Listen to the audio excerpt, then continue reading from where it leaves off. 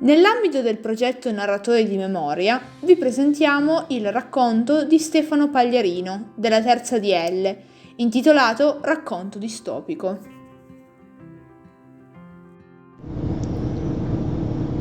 Passeggiare non è un mio hobby, non lo faccio per rimanere in forma o perché me lo ha detto il medico, ma oggi mi sono ritrovato lungo i marciapiedi di questa grande città piena di turisti, caos e rumore.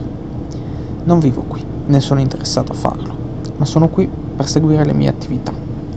Sono un imprenditore, grazie ai miei soldi molte attività prendono vita e io ci guadagno di conseguenza.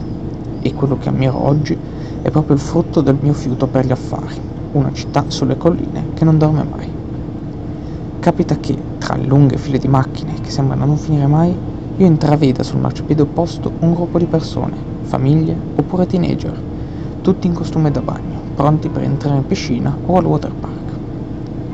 Quando avevo fatto il mio primo investimento nella zona pensavo sarebbe stato un fallimento, ma un'operazione andata male ogni tanto non mi manderà certo in bancarotta, ho pensato.